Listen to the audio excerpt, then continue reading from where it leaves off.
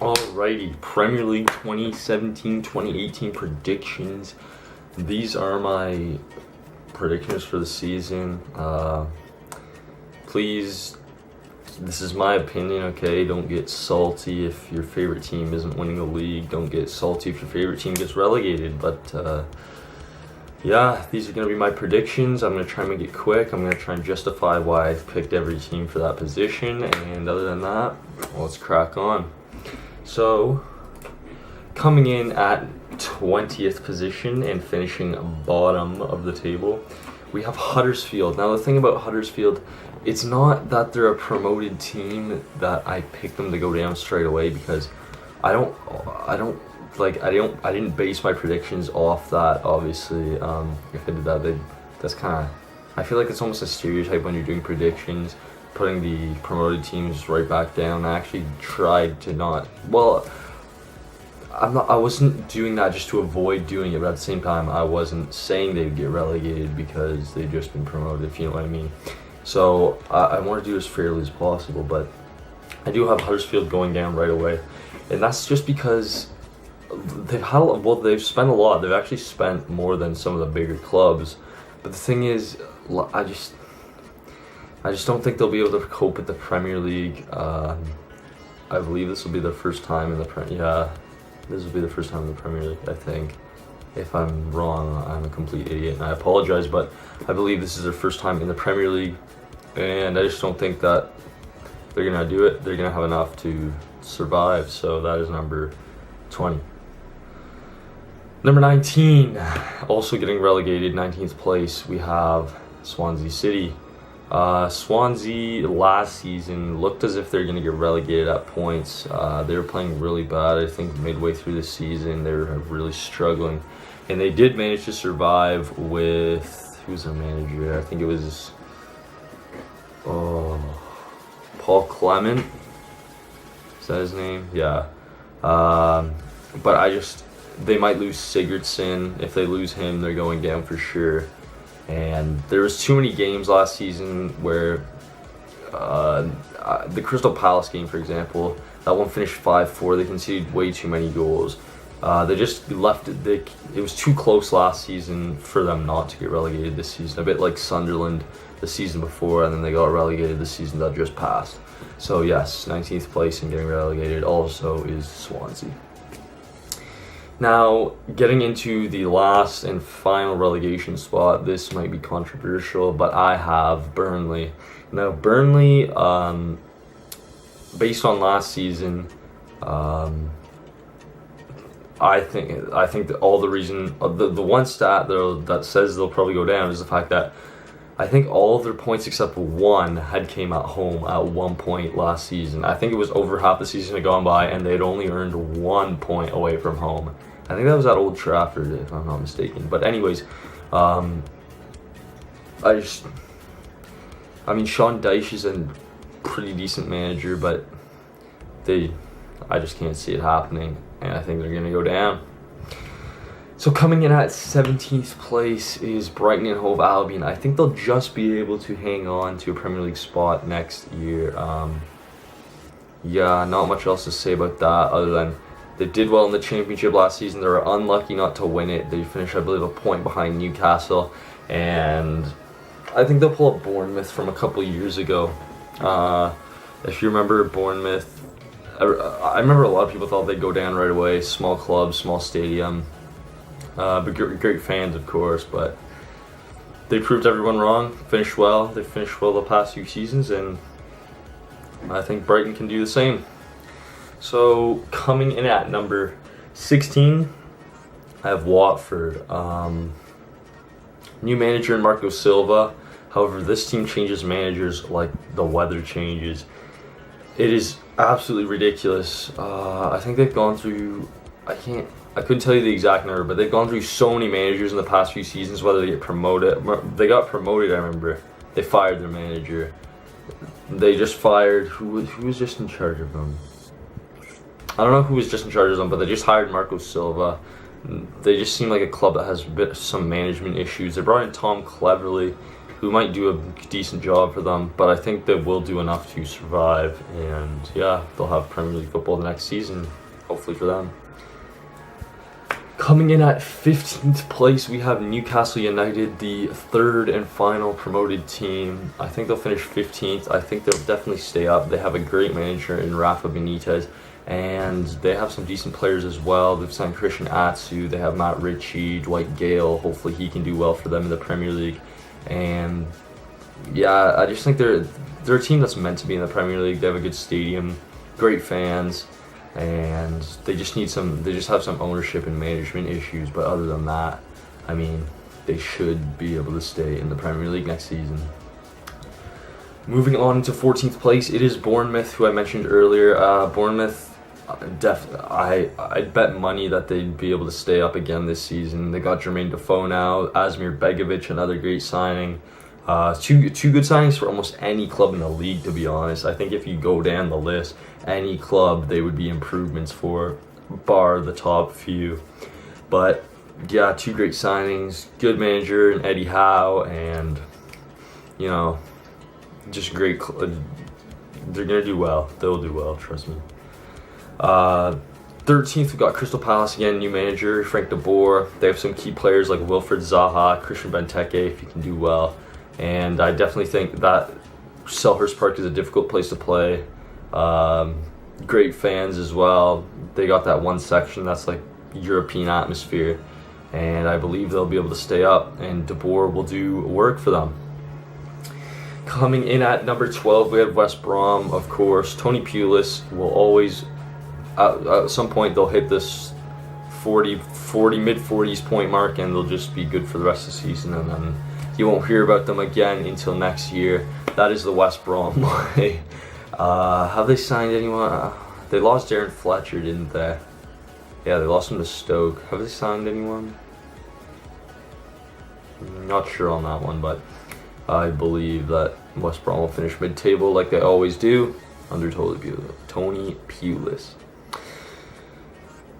11th, we got Stoke City.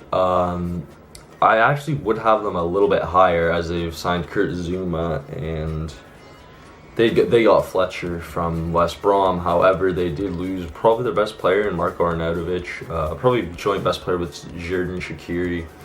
But Arnautovic probably has done more for them in the Premier League since arriving from the Bundesliga. And so I think losing him will have an impact. But Mark Hughes is a decent manager. I think he'll be able to secure them 11th position. Now cracking into the top 10, starting off with number 10, we have Leicester City, obviously the champions from 2 seasons ago. They still got most of that team intact, but they might be losing Danny Drinkwater and maybe Riyad Mahrez or Jamie Vardy eventually down the line. They lost on N'Golo Kante a couple seasons ago, of course, but they did sign Iborra and who else they signed? Was it Iheanacho? Did they sign? Yeah, they signed Kelechi Iheanacho from Manchester City. He's actually quite good. I rate Iheanacho a lot. Yeah, decent signings. You could see them finish a bit higher. 10th is a conservative pick, safe pick, but yeah, that is where I think they'll end up. So, number 9, we got Southampton. Southampton, no matter how many players they get rid of, over the years they've gotten rid of Lallana, Rodriguez, Lambert, Nathaniel Klein, Callum Chambers, might get rid of Virgil van Dijk really soon, Ryan Bertrand. The list goes on and on. Gareth Bale, even back in the day, used to play for Southampton. They produce so many great players. I don't think they'll have any problems finishing in the top half. New manager, though, that might worry me. Maurizio Pellegrino. And the Virgil van Dijk situation, we'll see what comes of that. But other than that, I think a top half finish and 9th place is where they'll come. Now, my 8 and 7, I was... what's the word? I was contemplating whether 8 and 7 should switch, but I have gone with 8th place, West Ham United. They've made they've made a few really good transfers for a team like West Ham. Javier Hernandez, Joe Hart, and Marko Arnautovic. 3 great transfers. I think that'll pay off big time for them, and I think they'll do much better than last season, especially because they're in a new they were in a new stadium last season, and it took some getting used to. So I think they'll definitely bounce back. And all right, my camera is low battery, so I gotta fly through the top 7 right here. So 7th place Everton, not much to say about them. Good manager Ronald Koeman. They did lose Lukaku, but they signed a ton of players, and a ton of players that'll probably have a good effect on the club. But I just don't think they have the ruthlessness to crack the top 6. So 7th is where they'll stand. I think they'll do pretty good in the Europa League though. Coming in at number 6, we got Tottenham. Now, here's why I think Tottenham will fall out of the Champions League places. First of all, they haven't signed anyone as of yet. Maybe they will in the coming weeks, but they have not signed anyone as of yet. Also, they're going to be playing at Wembley, so that's like playing an away game for 38 games, basically. They weren't good at Wembley in the Champions League last year. I don't think they'll be good at Wembley this season. It's just not. Teams are going to want to play at Wembley. Like, it's going to be a tough place to play for sure, but I think they'll still finish 6th. 5th, we have Arsenal. Now, Arsenal had some issues last season. Obviously, they fell out of the Champions League. They signed Lacazette, which is good, but they have these. My issue is Wenger. There's going to be so much controversy whether Wenger should be Wenger in, Wenger out, and really, it's just going to happen again, isn't it? You just know it's going to happen again. It's the Arsenal way. But if they keep hold of Sanchez, if they can give Lacazette, they can definitely push for a Champions League spot. Number 4, I have Manchester United. Now, Manchester United, a lot of people probably have them finishing higher, but here's why I don't think they'll finish higher. Jose Mourinho. Now, Jose Mourinho, I'm kind of getting the feel that he might do to United what he did to Chelsea at the end of his 2nd term. He's bought Matic, he's bought Lukaku, he's bought bigger players, stronger players. He's not going for the old Man United kind of like Ferguson era where they're fun to watch. I think he's turning them into a more boring team to watch. And another thing, if he misuses Paul Pogba like he did last season, Paul Pogba was more of a box-to-box midfielder.